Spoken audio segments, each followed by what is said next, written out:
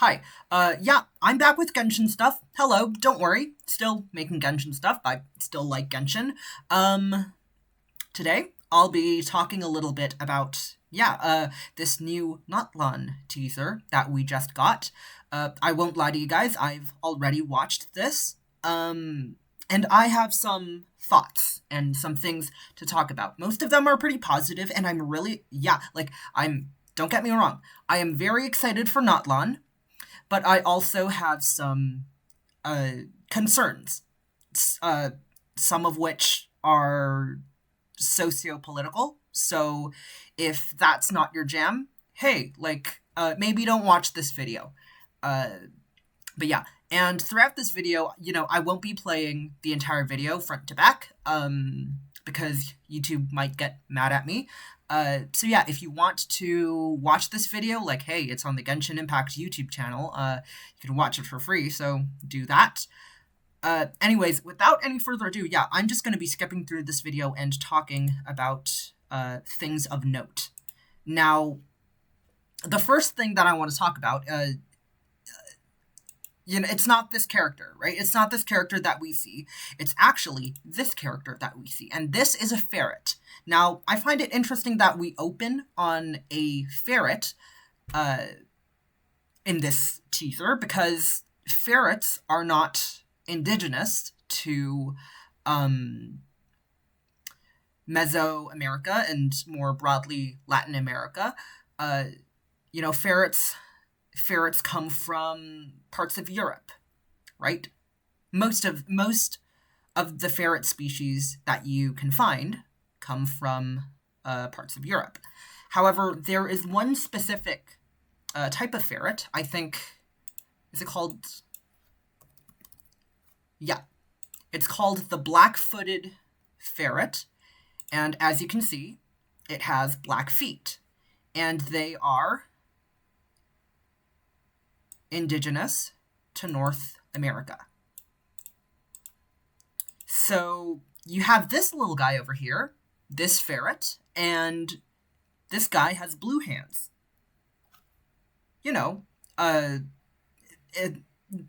Not black hands, right? Not invoking specifically the look of the black-footed ferret, but the fact that these hands are a different color to the rest of its body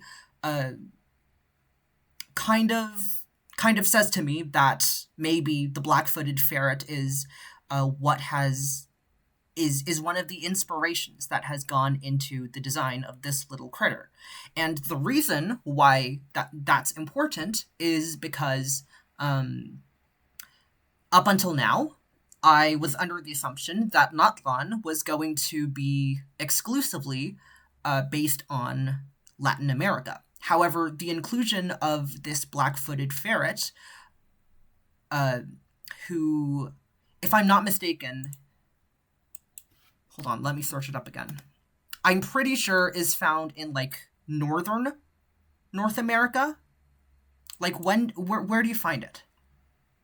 Southwestern Saskatchewan. So yeah, that's in Canada, right? So that's up north in North America. So what this tells me is that there will be some areas in Natlan based in more northern parts of North America, modern day America and Canada, and not exclusively Latin America, South America, those places. So that's really interesting to me,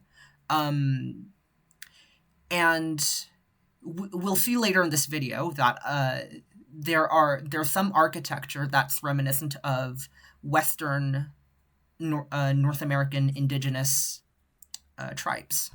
So yeah, this little guy, people might just assume that this guy's just there for funsies, but I really think that this guy is an indicator that there will be some tribes that are based off of North American indigenous tribes. So yeah, let's get on with this character. This character is cool. This character is reminiscent of... This character is kind of reminiscent of Yao Yao with her color scheme. And look at her vision, by the way.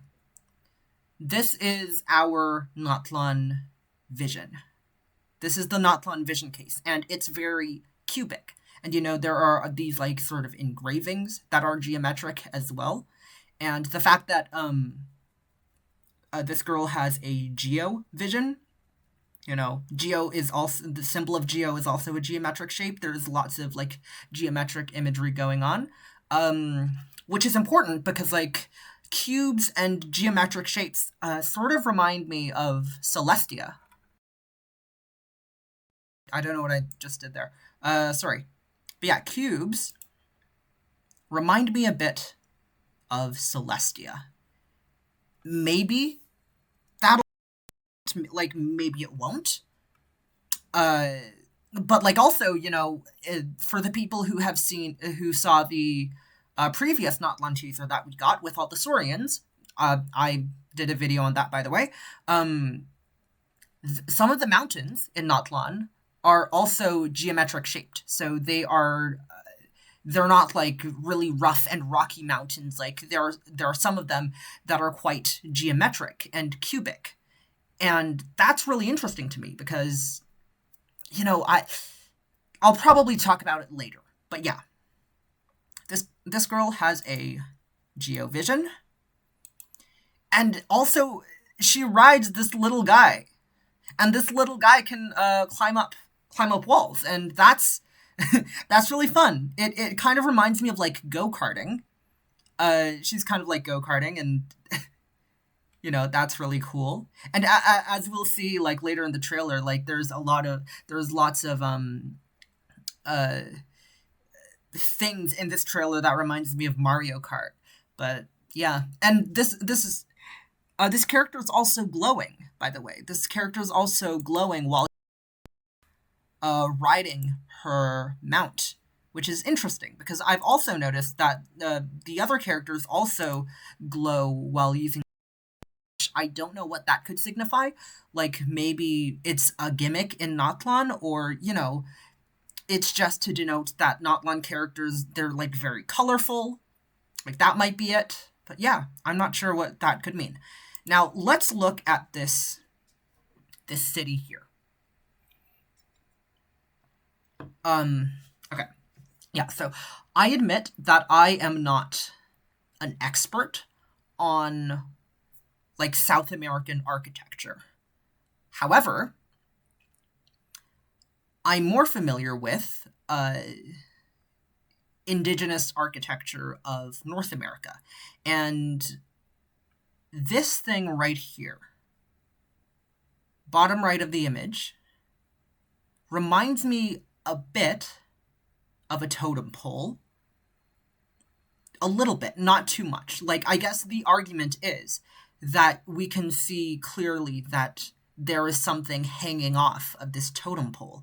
There's sort of like a flag or something like a flag hanging off of this totem pole, and maybe that's not what this is. And in fact, there are like many flags surrounding this city, which by the way looks gorgeous and is held up by this almost like balloon looking thing. This entire place reminds me of like some sort of giant bonfire, which is really cool. And these like molten stones on top of the gate, and like the gate itself, like this central piece looks a lot like the sun.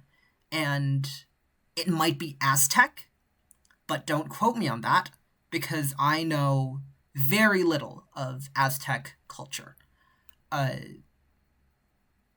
So yeah, like I don't, if people down in the comments know of any native tribes who use like, predominantly uses like blue cloth in their architecture, like please let me know. I would be very interested. But my theory is that, and you can see like even like within the city, and even like places like here and here, there are like these totem pole-esque structures. And granted, they don't seem to have faces on them. Totem poles are very prominent in Western, modern-day North American indigenous tribes. And the Coast Salish people carve totem poles.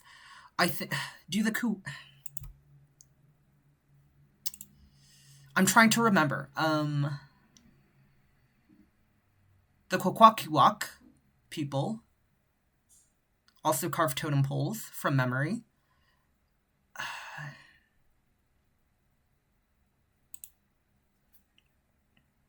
Is it the Haida people? I think Haida people are also known for their totem pole making as well. So these are tribes who live in modern day, what we call like the west of North America, the West Coast. So yeah, that's cool. The presence of these totem poles and this specific like architecture might also, like, in addition to the ferret, might hint at the fact that we're getting like parts of Canada and the United States, like those indigenous tribes here in Genshin Impact, referenced in Genshin Impact, which is cool. But again, this very well, like, I very well could be wrong. Because again, like, this might not be a totem pole. This very well might not be a totem pole. It just reminded me of one when I looked at it. Yeah, and the fact that it's red, which, by the way, totem poles are usually made out of red cedar. This is probably not made out of red wood. If you look at the background, there are all of these rocks. There are all of these, like, mountains. And by the way, these are, like, geometric as well. So this structure is probably made from this red rock and not from trees, if I were to guess. So yeah, like, the more I think about it, this probably isn't based off of, like, the Haida people. This entire city is probably not based off of the Haida people. But again, like, if people recognize this architecture or like this style, let me know down in the comments.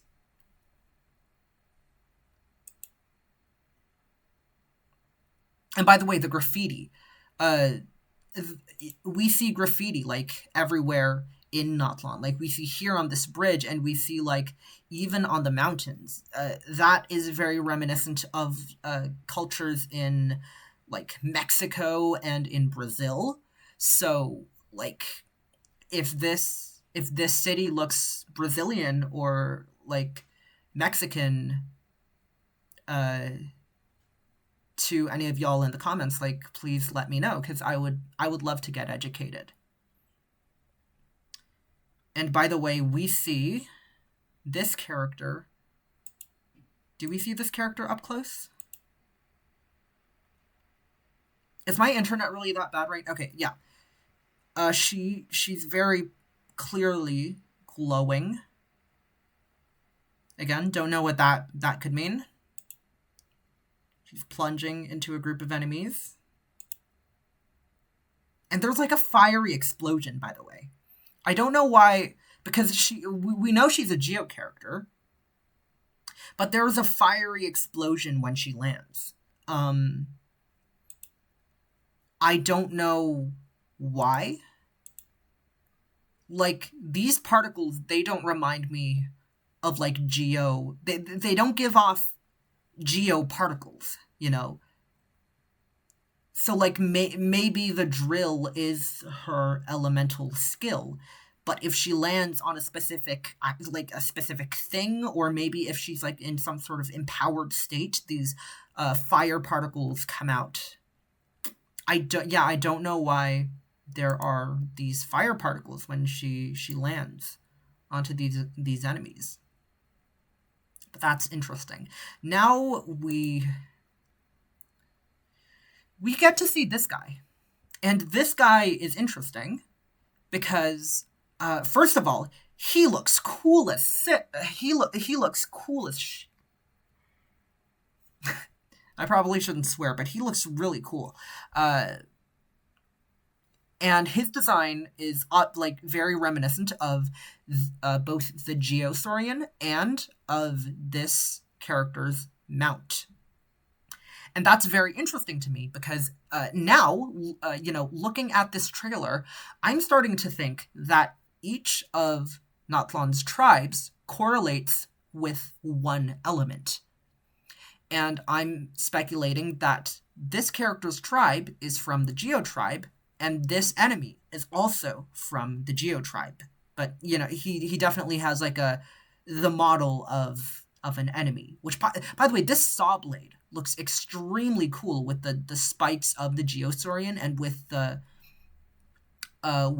like drill head. There are like lots of triangular shapes to his design, and like even on the pants there's lots of like there's a lot of like triangles going on.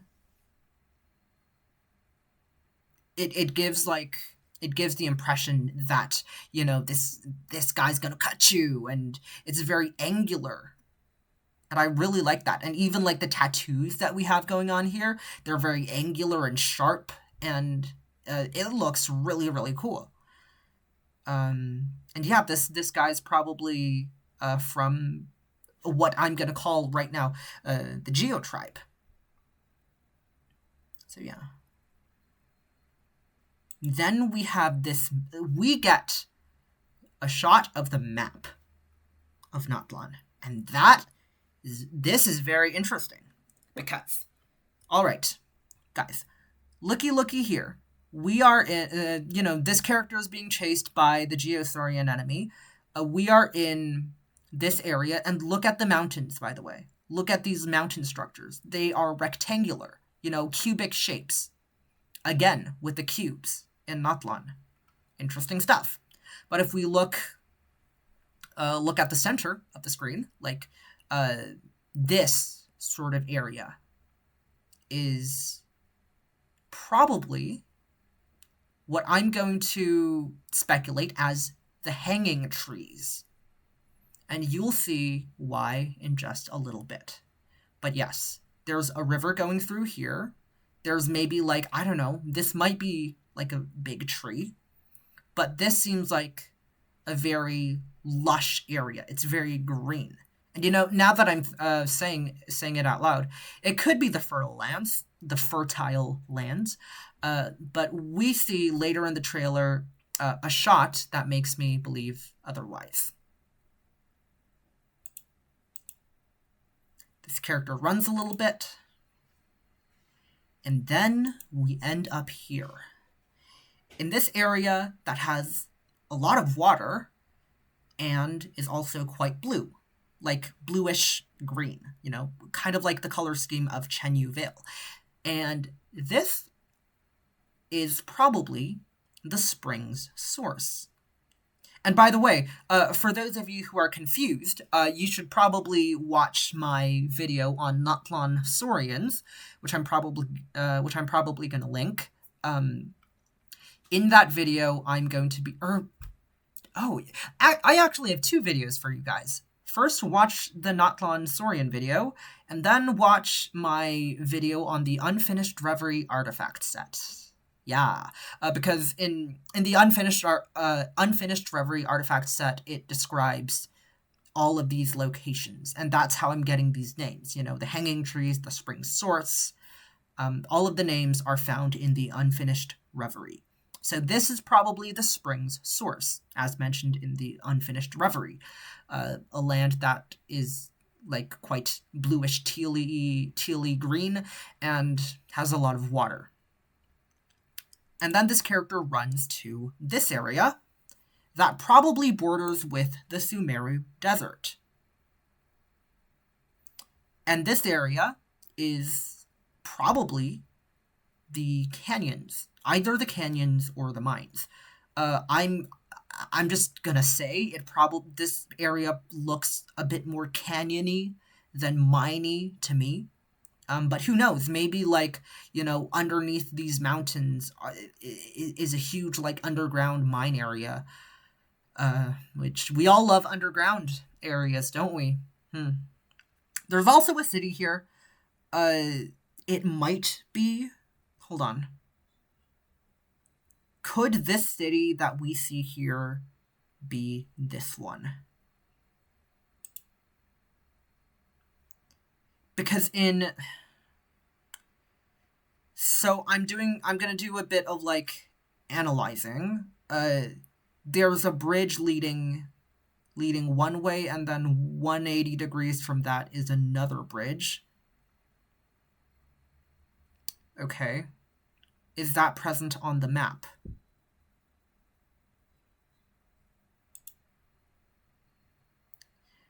And no. I mean, like, these bridges don't look curvy. The bridges in this city, they look curvy. And that's why I think that this is a different city. It's also much more like the city, it looks much more angular on the map. Like, it looks like a square. This might not even be a city. This might just be a ruin. It might just be a ruin, now that I think about it. Okay, never mind. Disregard. Now we have this character. Ugh, okay. All right.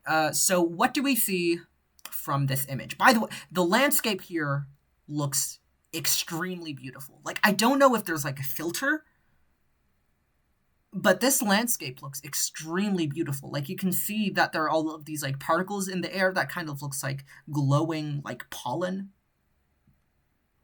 Yeah. I am not familiar with the style of clothes that this character is wearing. By the way, let's go back to this character.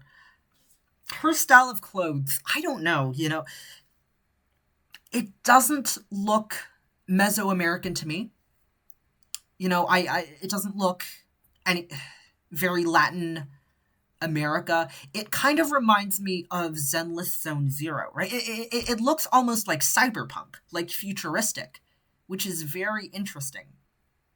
And, I surmise that a lot of the Natlan plot is going to revolve around reconciling the past and the future, and I'll talk about that in a bit, but, the fact that this character is young and has this, like, sort of cyberpunk Zenless Zone Zero sort of, like, feel, and the fact that she's racing around on, like, a Mario Kart cart, suggests to me that she maybe, like, I don't know, represents a new way in Natlan, so to speak. Like, yeah, I don't know. Contrasted to this character, and again, I don't recognize the style of clothes that she's wearing, but it doesn't give me very futury, right? It's a lot more flowy. Granted, like, let's be honest, she's not wearing a lot of clothes. And that's one of my gripes with this specific character, is like, okay, this is I don't know. I don't know about this design and what she's wearing. Because if someone out there in the comments, like, please do tell me if you are familiar with this style of clothing. Please let me know. I'm not getting a lot from this because she's not wearing that much. So I don't know what's up with her. By the way, still chasing this character in the background. Kind of cool, kind of cute. This in the background, however, this is very interesting to me. This sort of looks like a ship that someone has made into a home. And the first thing that came to mind when I looked at this ship is... why do I have two? Okay. um, what's it called?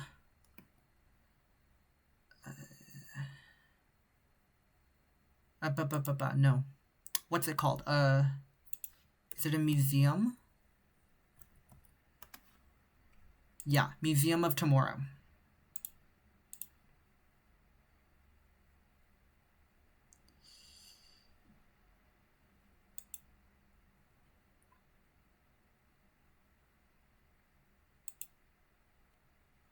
Kind of has a similar feel. Right? I thought that was interesting. So yeah, there's that.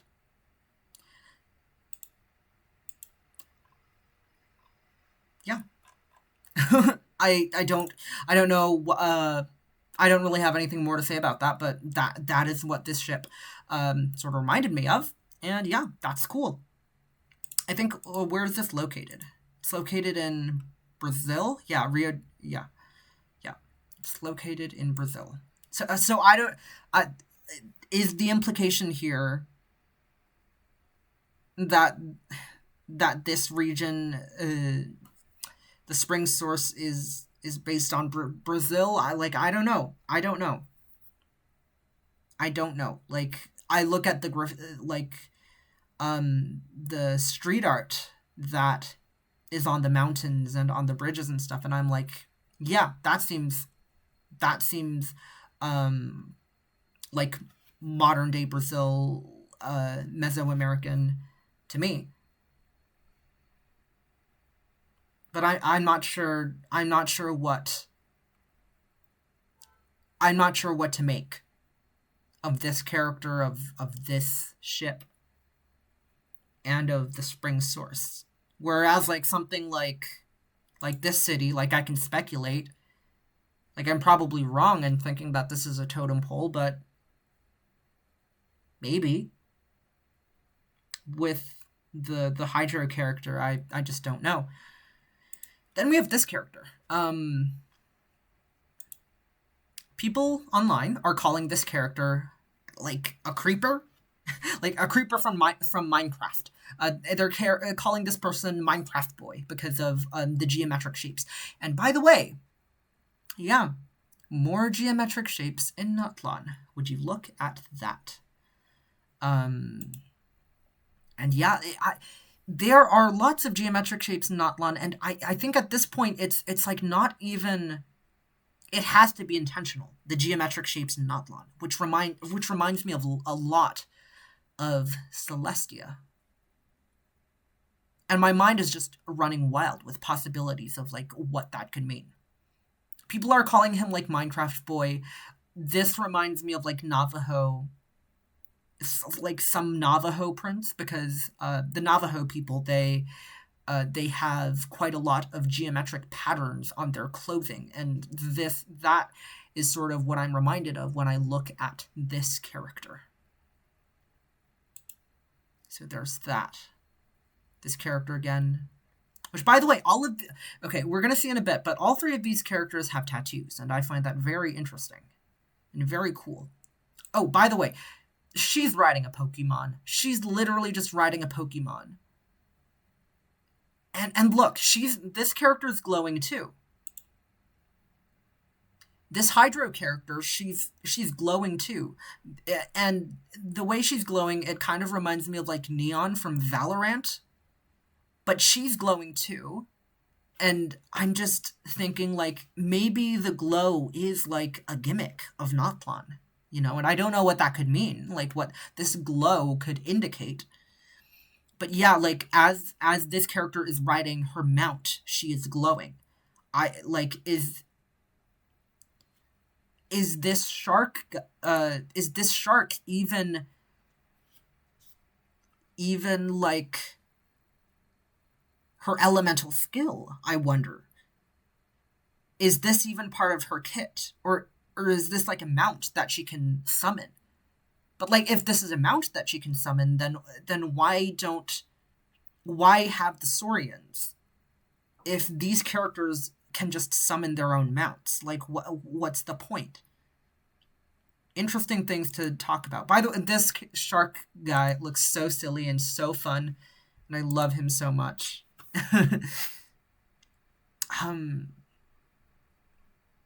The tattoos on this shark guy is,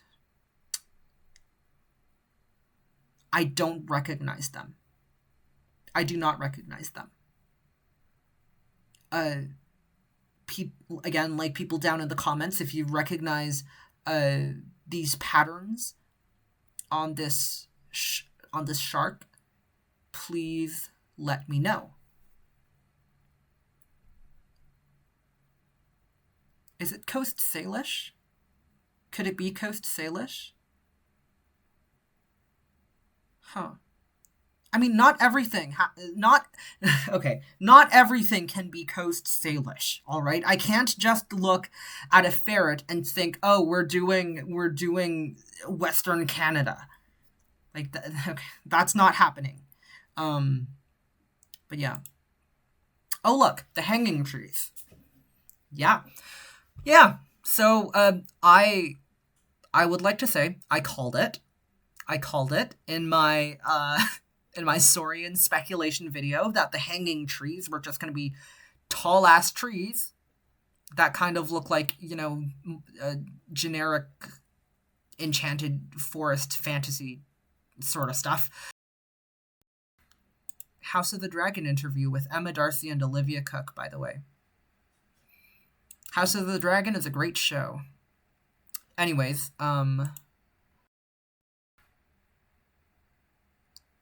we see this character, and this character is also glowing green. Huh. Interesting. He's not riding any sort of mount, but he is like interacting with this thing that looks sort of like a four-leaf sigil from like Sumeru, and presumably he's like traveling with it. It's very interesting to me what this glow could mean. And the fact that, he's able to, like, traverse through the landscape. I don't know why. I don't know what the purpose of the Saurians could be then. Because I really thought that the Saurians would be for traveling places. But if these characters can just do them on their own. Interesting stuff. Oh, by the way, look, he has a signature weapon. It's kind of like, how like I don't know if this is like the actual claymore that's like this person's signature weapon, or if this is like something that he summons through his ultimate, like Arataki Ito or something, right? This has such a unique design that I'm inclined to say that this is either like an elemental skill or an ultimate. Like, yeah, he's glowing as well, which is really cool. Like in Fontaine, we had the Enuma Osea system. I'm gonna take a sip of water real quick. But yeah, in like in Fontaine, where we had the Enuma Osea system, in Natlan, I feel like we're gonna have another gimmick. Hopefully it's a bit better than Numa Osea. Another gimmick that these characters are just glowing and that represents something. I don't know. Cool stuff, though. Then we get to this final shot where we see some of the characters up close. As you can see, this Hydra character has, I guess, like these tattoos on her legs and on her knees and her elbow, and the fact that it's just light, like, we're gonna talk about colorism in a bit. Okay. Tattoos, again, triangular. These triangles here. There are lots of, like, and there's, like, a triangle up here as well that she's sort of wearing dangling from her hair.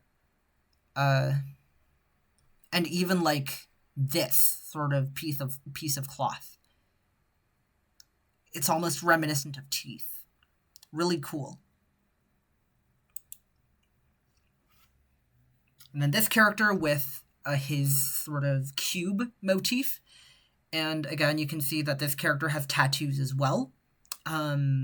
Many indigenous cultures use tattoos as a way of denoting the family or tribe or clan that they are from. And the fact that each, like all three of these characters, they have different looking tattoos, probably symbolizes that they are from different clans. That the Geo character here is from, I guess, like the Geo clan, or from the canyons. This guy is probably from the hanging trees, and the other character, the Hydro character, is probably from the spring's source.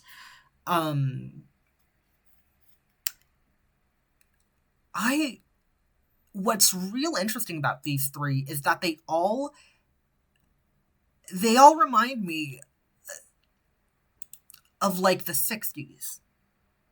And I'm going to elaborate more on that. Okay, so Dendro Boy.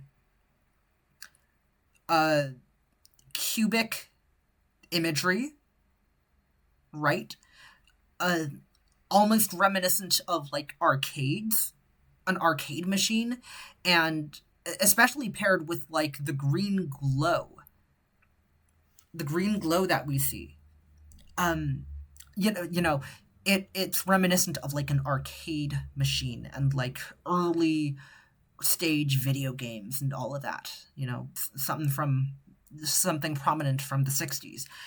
Which by the way, the fact that he's Dendro and has like these tech elements, I'm in love with the idea that Dendro is just the Magitech element now. We see Nahida while fighting Scaramouche, using the electronosis to harness Dendro energy.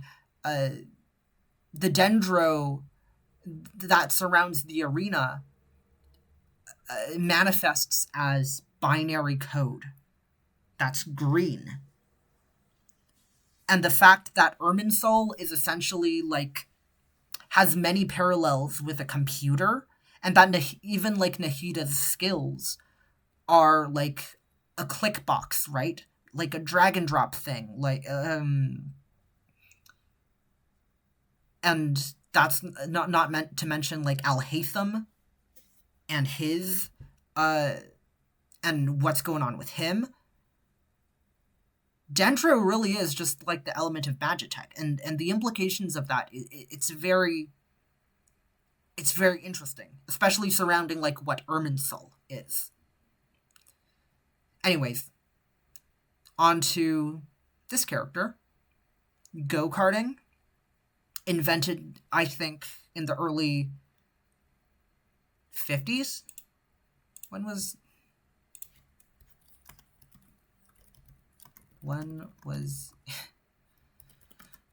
go-karting invented? 1956. Cool. 1956. So around the 60s. Surfing is what I'm reminded of when I see this character literally surfing on her Pokemon. Very 60s of her. Oh my god, wait, she has like a little guy on her back. That's so cute. I wonder what's up with that. Okay, sure, yeah. But yeah, there are a lot of elements that are very modern with these three characters. And I find that really interesting because it's, again, like a balance of the sort of, quote unquote, like old ways and the new ways.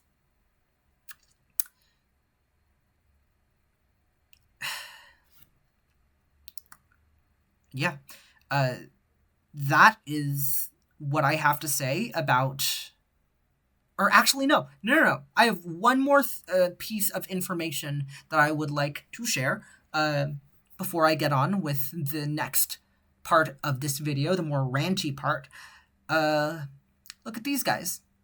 Look, we have more of them. We have more of these Geosaurian sort of people, sort of enemies that are here. I'm wondering where Eon-san fits into all of this. I'm wondering if Eon-san is part of another tribe, or like, I'm wondering even if Yeonsan is part of this Geo-looking tribe, because for those of you who forget, a part of Yeonsan's design, she wears the skull of a small dragon, it seems like, on her head as sort of a fascinator. And these people here, they're dressed up as Saurians. Yeonsan has like a Saurian skull, presumably, like that she wears as a fascinator. I am wondering if dressing up as a Saurian is specific to this tribe. Or wait, no. No, because it was confirmed, wasn't it, that the people of Natlan, they dress up as Saurians. Huh. So yeah, I guess it wouldn't be, like, specific to these guys. Presumably, there are tribes out there who dress up as, like, different Saurians, like the Hydrosaurians and the Dendrosaurians and all of that. So yeah. Cool stuff. Yeah, we went over everything in this trailer. Now let's talk about my issues with this trailer. The most obvious one being the colorism. And we know Genshin Impact. We know Hoyo, right? This was a bit of an issue with Sumeru as well. In that there were not a lot of dark-skinned characters when we got the Sumeru patches. Many of the characters, most of the characters were fairly light-skinned, and it seems like that even in Natlan, that will be the case as well. Why is this an issue, right? Okay. To give Hoyo the benefit of the doubt,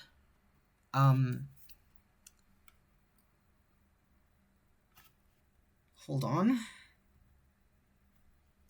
Gonna take another sip of water.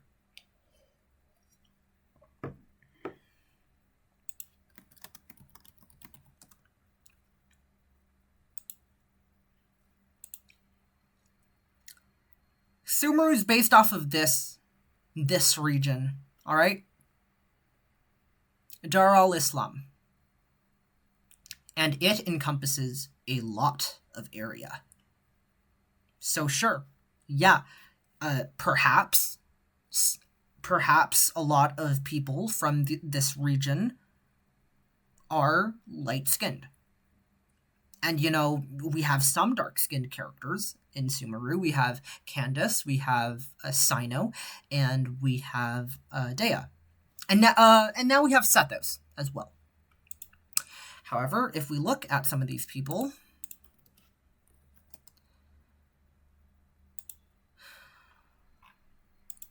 even though that they are quote-unquote dark-skinned, look at them. They're like beige. They're like tan. This is me when I go to the beach. This isn't like...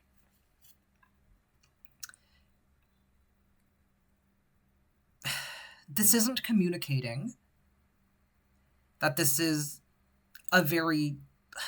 This isn't communicating that this character is from a region, let's say, somewhere in Africa, or somewhere like modern-day Africa, or somewhere in like modern-day India, right? That's not what this is communicating to me. And if you look at this character, right? This character, sure, is maybe a bit tan. And you can see, like, the lighter skin coming through with, presumably, like, these tattoos. This character is very light-skinned. And this character is also very light-skinned. And this sort of thing, it's endemic, right? It's endemic to video games when you're trying to create anything as big as Genshin Impact. What happens is that whatever designs that the artists give, they're going to be like whittled down to the lowest common denominator. So what usually happens is that artists create sort of sketches and concept art of these characters when making a video game, and they are usually more out there than the final design. And the reason is because there are what I will call stakeholders. There are stakeholders that these artists have to then give their art and their concept art to. And these stakeholders are not creatives, right? These stakeholders, there may be like lawyers, right? And there are people who makes sure, their job is to make sure that these characters, they don't represent a cultural stereotype, or that they don't represent anything illegal in certain countries or whatever. And what ends up happening is that because anytime you allow these non-creatives, and to be fair, they're just doing their jobs, but anytime you allow these non-creatives to give their opinion on any sort of character, you're put in a situation where like lots of people are in a room now and they're talking about a character design. And it does not take explicit racism to say things like, oh hey, like let's look at a character, can we maybe make their skin like a little bit lighter, just so that they're like visually more appealing, right? That maybe like the darker skin like clashes with their outfit, and can we just make them a bit brighter, right? And these conversations, they can happen with the best of intent, right? There doesn't need to be anyone in a room like frothing at the mouth, like with a finger in the air saying like, oh, they need to be like white, like light skinned, and that's not what is required for these characters to be filed down to the lowest common denominator, which is usually when a lot of personality and, frankly, visual interest is lost. Because I look at this character and she is it's very clear to me that she is made for the male gaze. She's not wearing a lot of clothes, and that's problematic in of itself, right? And the lowest common denominator in like both Western and Eastern media usually is like light-skinned people. When you have people of color working on any video game or like character design or anything, during their first drafts of a character, they know, because they talk to each other and they've come to expect it. They know to make the character as dark as they can get away with. Because they know, right? They know that the final product will the final design of the character will probably be like 5 shades lighter. So these artists of color, they know that they need to make these characters' skins as dark as possible, because it will lighten up at the end no matter what. Because when you corporatize anything as big as Genshin, the conversations that happen are biased in favor of these lighter skinned characters. And once in a while we get someone like Arlen, right? from Honkai Star Rail. Once in a while, we get a Sino and a Dea and a Candace, and that's better than nothing. But is it enough? Right? The argument, like, if you've been on Twitter when the Sumeru drama happened with Candace and all and everything, diversity is usually a word that gets tossed around in a negative way as something that is shoved down someone's throat. And that's problematic, because when you use the phrase "shove down someone's throat," that's implying that you are taking a setting, a piece of media, and injecting into it something that is unrealistic and does not exist, right? What's happening here, and what happened in Sumeru as well, is a form of erasure, right? Because you go to the places that these regions are based off of in real life, and you're not going to see that 100% of these the people walking around there are white, right? That's not going to happen, or light-skinned. That's not going to happen. That's erasure. We're not trying to shove it down your throat so much as going for what's actually there, going for realism, and going for, this is Genshin Impact. This is a game where you have regions based off of real life regions. And if everybody's white, if everybody is light-skinned, in regions based off of Latin America and or certain parts of Africa and India, and you have all of these light-skinned characters, it's absurd, right? And I'm not even faulting Hoyo for this. This is endemic to both Western and Eastern society. And, the fact that Hoyo is a Chinese company,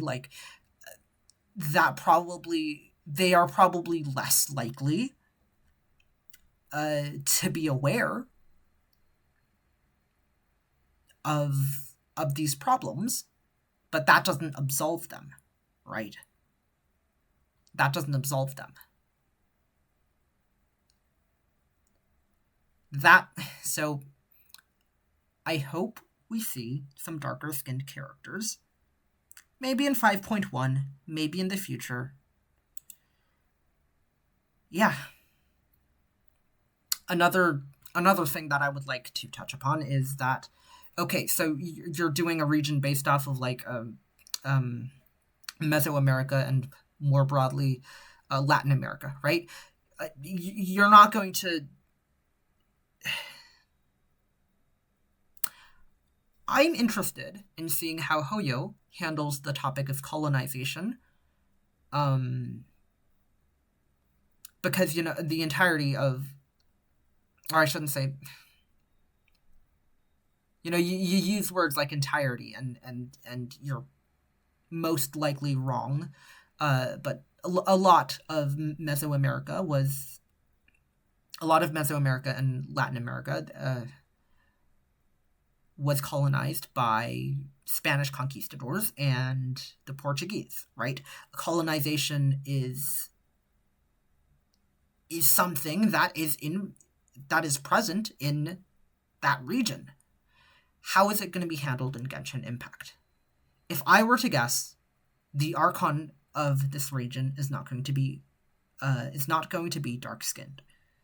If I were to guess, the Pyro Archon is going to be based off of a Spanish conquistador to invoke a sense of unbalanced power. And I hope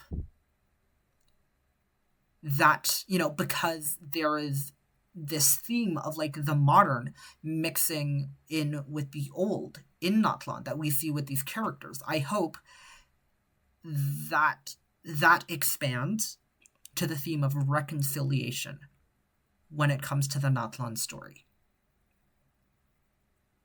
I hope that Hoyo handles that topic well. I don't know if they will.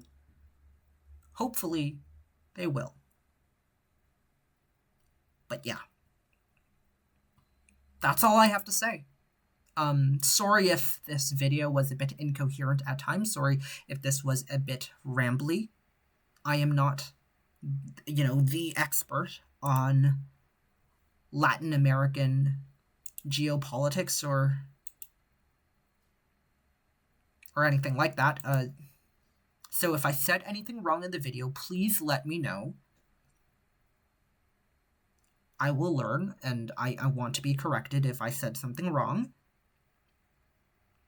Let me know what you guys think down in the comments below.